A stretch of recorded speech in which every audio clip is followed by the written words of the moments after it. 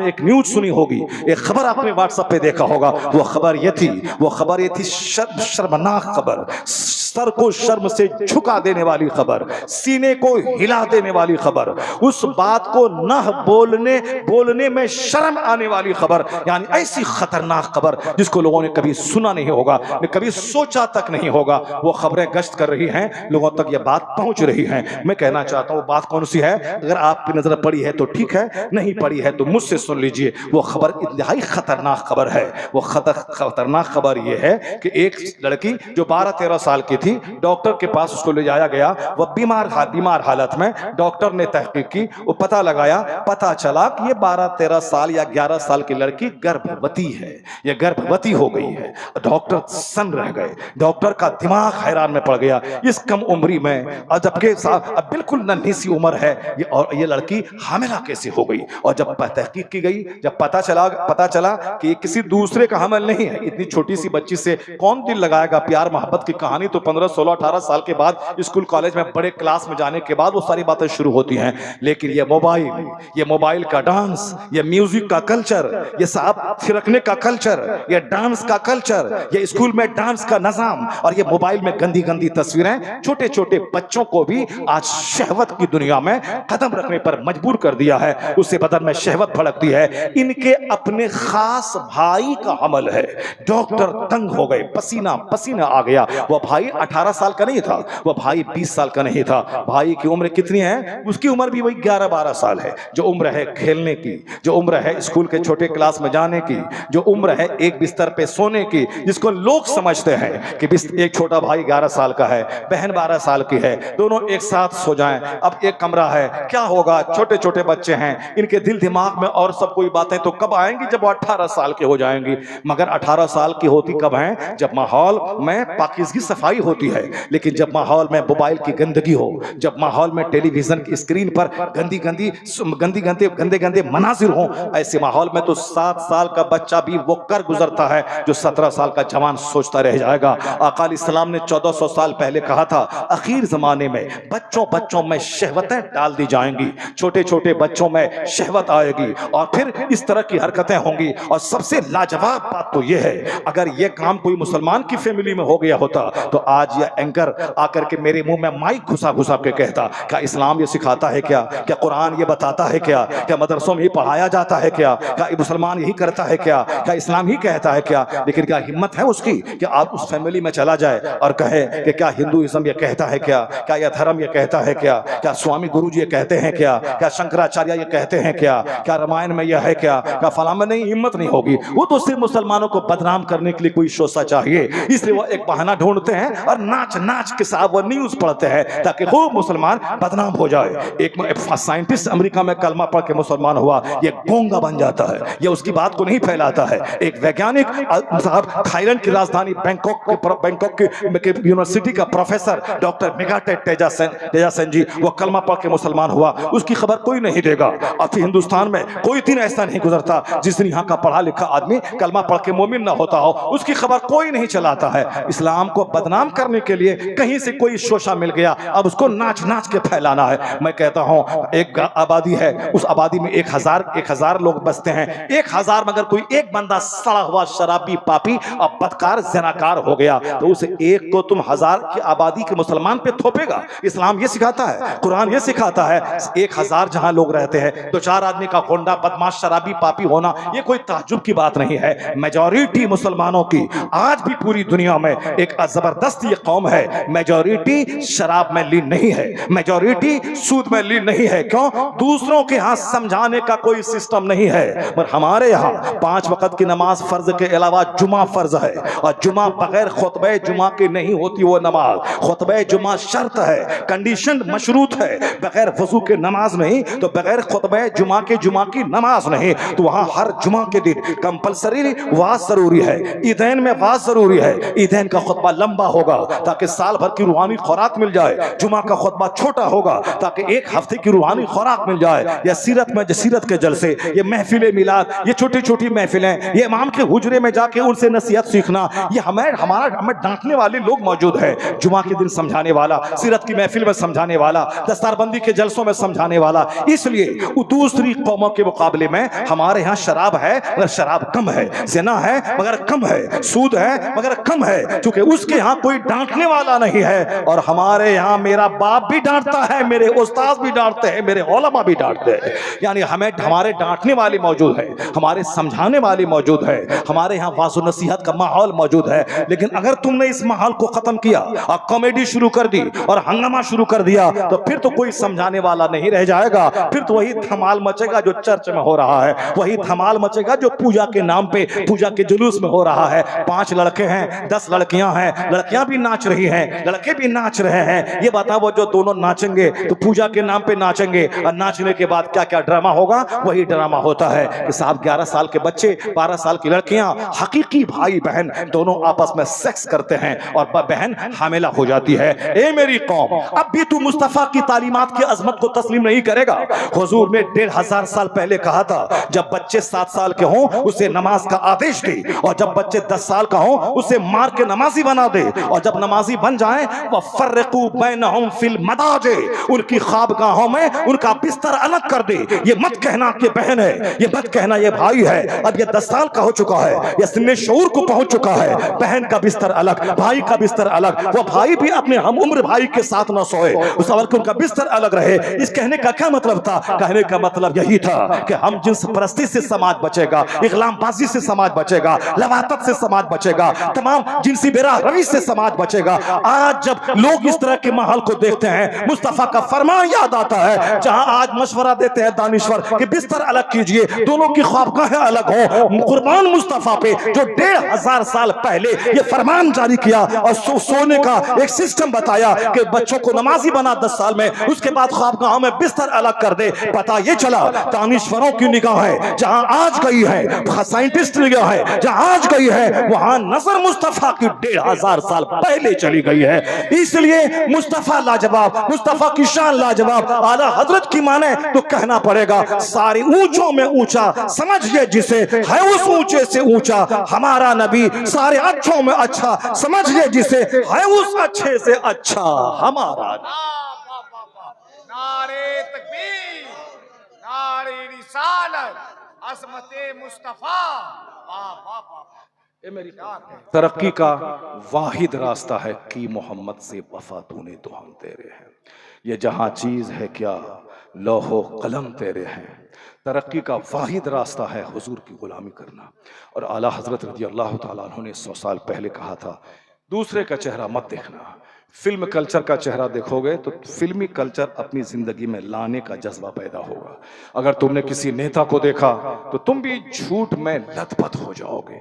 मत देखना, दुकान जाना है, सामान खरीदना है, सामने वाला दुकान करने वाला आदमी चाहे जिस मजहब से ताल्लुक रखता हो, मगर मुझको बिस्किट लेना है, मगर मुझको वहां से सामान लेना है, लेकिन दिल नहीं देना है। दोस्ती उससे करनी है जो साहिब ईमान हो, दोस्ती उससे करनी है जो साहिब ईमान हो। ट्रांजैक्शन सबसे होगा, लेन देन सबसे होगा, मगर दोस्ती सबसे नहीं होगी। दोस्ती किससे होगी? आला हजरत की माने उन्हें जाना, उन्हें माना, न रखा गैर से काम, लिल्लाहिल हम्द में दुनिया से मुसलमान गया। आज समाज में एक बुराई हो तो बोलूं, अभी तो इतनी बुराइयां हैं, मैंने इतने पॉइंट्स खोल दिए हैं कि सबको मैं समेटना चाहूँगा, मुझको और 2 घंटे लगेंगे सबको समेटने में। समाज में मोहब्बत पैदा करने के लिए हुजूर ने कहा था जन्नत नहीं जाओगे जब तक कि मोमिन ना बन जाओ। अब वला तुमिनु हत्ता मतहाबू, मोमिन नहीं बनोगे जब तक कि आपस में एक दूसरे से मोहब्बत ना करो। क्या मतलब? मोहब्बत करना अपने मोमिन बने रहने के लिए जरूरी है। ऐसा नहीं कि वो अपना खाता है, हम अपना खाते हैं, हम क्यों जाएं। नहीं नहीं, अगर ईमान प्यारा है, जन्नत प्यारी है, अगर खुद अल्लाह रसूल की रजा प्यारी है, मगफरत और बख्शिश प्यारी है, तो ना चाहते हुए भी पड़ोसी से मोहब्बत करना होगा, अपने भाइयों से मोहब्बत करना होगा, रिश्तेदार से मोहब्बत करनी होगी। तो क्या कहा कि उस वक्त तक नहीं बनोगे मोमिन जब तक कि आपस में एक दूसरे से मोहब्बत ना करो। अब आगे हुजूर कहते हैं अवला अदुल्लुकुम अला शैइन इज़ा फ़अलतुमूहु तहाबबतुम, मैं तुम्हें एक नुस्खा बताऊं जिस पर अमल करोगे तो मोहब्बत पैदा हो जाएगी। ये कौन? सबसे बड़े हकीम मौलिम कायनात मुस्तफ़ा कहते हैं। क्या मैं तुझको एक नुस्खा नहीं बताऊं जिस पर अमल करोगे तो तुम आपस में मोहब्बत पैदा हो जाएगी? हुजूर कहते हैं अफ़शुस सलाम बैनकुम, आपस में सलाम को फैला दो। ये मत देखो कि मेरी बीवी है सलाम करो, ये मत देखो कि मेरे शागिर्द है सलाम करो, ये मत देखो कि मेरे समाज के गरीब हैं सलाम करो, ये मत देखो कि ये मेरा पड़ोसी है सलाम करो। सलाम को फैला दो। जब तुम 10 बार सलाम करोगे तो सामने वाले का दिल ही तो है, वह दिल हिल जाएगा, वह फिर तुमको सलाम में पहल करना चाहेगा। इस तरह आपस में मोहब्बतें पैदा हो जाएंगी। सलाम करने के बाद चेहरे पे मुस्कुराहट पैदा हो जाती है। और जब यह नफ्स बोले कि नहीं साहब आई एम, मैं हूँ, आई एम ग्रेट, मैं बड़ा हूँ, मैं बड़ा हूँ, मैं प्रिंसिपल हूँ, मैं शेखुल हदीस हूँ, मैं मस्जिद का इमाम हूँ, मैं गांव का जमींदार हूँ, मैं पत्नीदार हूँ, मैं शौहरे नामदार हूँ, और ये मेरी बीवी है, मेरे घर में रहती है, मेरा खाती है, मैं शौहरे नामदार हूँ। जब ये सारी बातें दिमाग में आए तो बस सामने हुजूर को ले आना कि मुस्तफा से हटे तो बर्बाद हो जाओगे। हुजूर को ले आना कि सरकार रास्ते से चलते थे तो बच्चों को सलाम करते थे, घर में दाखिल होते थे तो बीवियों को सलाम करते थे। मैं बड़ा या मुस्तफा बड़े? जब सामने मुस्तफा को लाओगे तो सारा गुरूर खत्म होगा, आजिज़ी पैदा हो जाएगी, सारी पैदा हो जाएगी। एक हंगामे महशर हो तो उसको भूलो, सैकड़ों बातों को रह रह कर ख्याल आता है। एक बुराई हो तो हो, समाज तो बुराइयों का गहवारा बन चुका है। सबके दिमाग में घमंड और गुरूर बसा हुआ है। मैंने मकान बना लिया, मैंने मोटरसाइकिल खरीद लिया, मैंने कार खरीद लिया। उसी उम्मुल अहादीस में आया है, एक शख्स आया हुजूर के सामने बैठ करके, वो अपनी रान को हुजूर की रान अक़दस से मिला दिया, हाथ पांव पे रखा, उसके बाद पूछा फ़अख़बिरनी अनिल इस्लाम, इस्लाम के बारे में खबर दीजिए। हुजूर ने जवाब दिया। फिर वो कहता है कि सदक़ता, आपने सच कहा। साहबे कराम कहते हैं हम लोगों को ताज्जुब हुआ, यसअलहु व युसद्दिक़हु, सवाल भी करता है और उसकी तस्दीक भी, कंफर्मेशन भी दे रहा है। फिर ईमान के बारे में पूछा, हुजूर ने बताया। फिर क़यामत एहसान के बारे में पूछा, हुजूर ने बताया। फिर क़यामत के बारे में पूछा, क़यामत की निशानियों के बारे में पूछा। जो बात मैं कहने जा रहा हूँ ये बात यही है। आका ने क्या फरमाया, अंतलदल अमतो रब्बतहा, जब देखना कि बांदियां, ये नौकरानी, ये घर में काम करने वाली औरतें ये अपने मालिक को जन्म दे रही हैं तो समझ जाना कि क़यामत करीब आ गई है। और आगे कहते हैं वन तरल हुफातल औरातल आलता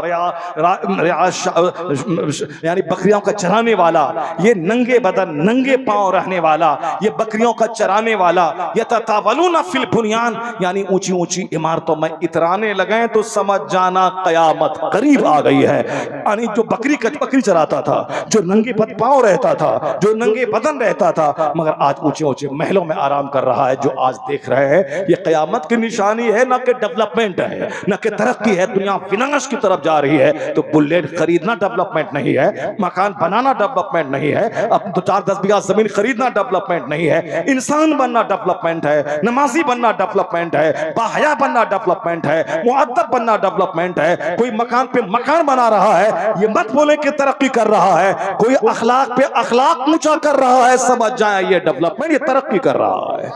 ये नमाजी है, ये रोजेदार है, ये बाअखलाक है, इसके अखलाक ऊंचे हैं, तब कहें ये डेवलपमेंट है, ये स्पिरिचुअल अपलिफ्टमेंट है, ये रूहानी तरक्की है, ये अखलाकी डेवलपमेंट है। जो लोग इस तरह की बुराइयों में मुलव्विस हैं वो मुस्तफ़ा को सामने रखें, हुजूर की हदीस पढ़ें, तब उनके दिल दिमाग के सारे तारे हिल जाएंगे, दिमाग की सारी कसाफतें और गंदगी खत्म हो जाएगी।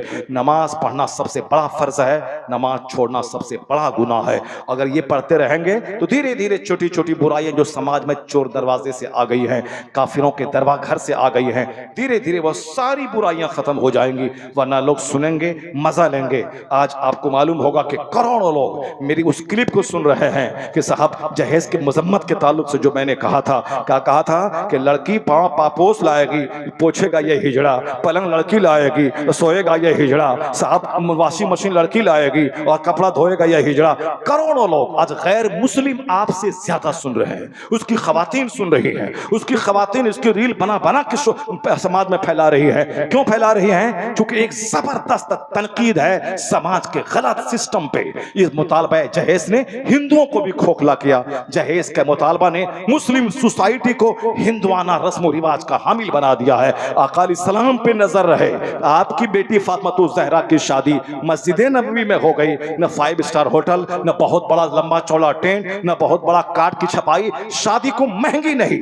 मुस्तफा चाहते तो मौला अली को सोने का ताज जन्नत से मंगवा के पहना देते, अपनी बेटी फातिमा को सर से लेके पांव तक जेवरात से उसको जेवरात से लाद देते, लेकिन नहीं, वही पुराने कपड़े में कायनात के मालिक को मुख्तार की बेटी की शादी हो रही है, उसी सिंपल अंदाज में शेर खुदा मौला अली की शादी हो रही है। तो रिजल्ट उसका क्या निकल रहा है? रिजल्ट ये निकल रहा है कि जब शादी सिंपल है और दुल्हन सिंपल रह रही है और दूल्हा सिंपल है मगर रात सजदों से आबाद है, तो उन दोनों के मिलने के बाद जो बच्चा तवल्लुद हुआ वो कायनात का जोग्राफिया बदलने वाला लुच्चा लफंगा नहीं बल्कि इमाम हसन पैदा हुआ, इमाम हुसैन पैदा हुए। जब बाप थे मौला अली, मां थी फातिमा ज़हरा, शादी हुई सिंपल, तो फिर नतीजा हुआ कि बच्चा तारीख बदलने वाला, तारीख का रुख मोड़ने वाला पैदा हुआ। आज जब मुतालबे जहेज जोरों पे है, आज साहब लड़की के बाप को जमीन बेचवा के घड़ी लाडो घड़ी पहनने का शौक, बुलेट पे चढ़ने का शौक, कार पे चलने का शौक है, तो आने वाले बच्चे कैसे हो रहे हैं उसका भी ख्याल कीजिए। ये बच्चा लुच्चा, ये लफंगा, ये खोंडा, ये माँ बाप के सर पे चढ़ के मारने वाला,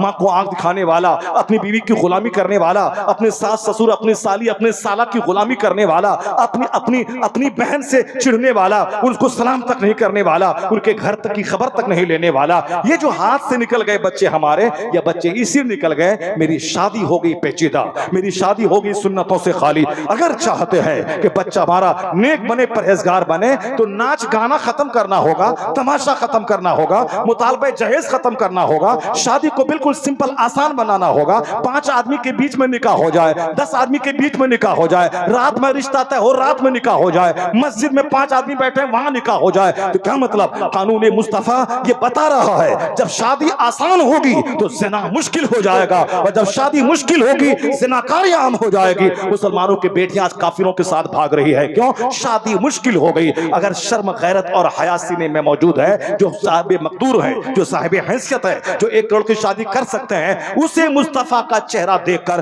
फरमान देखकर, उसे ताकत के बावजूद अपनी शादी को सिंपल करना होगा, सादा करना होगा, मस्जिदों में करना होगा। तो वो माहौल जो मस्जिद नबवी का था, वो माहौल अपने गांव के मोहल्ले और मोहल्ले की मस्जिदों में लाना होगा। निकाह मस्जिदों में करने का माहौल पैदा हो, 5 आदमी के बीच पैदा हो, कार छपाई की पेचीदगी खत्म करें, सजावट की पेचीदगी खत्म करें, और 5 स्टार होटल बुक करने की पेचीदगी खत्म करें। शादी को सिंपल बनाएं। लड़कियां काफिरों के साथ नहीं भागेंगी, बल्कि लड़कियां मुहज्जब होकर मुस्लिम समाज को आबाद करने लगेंगी।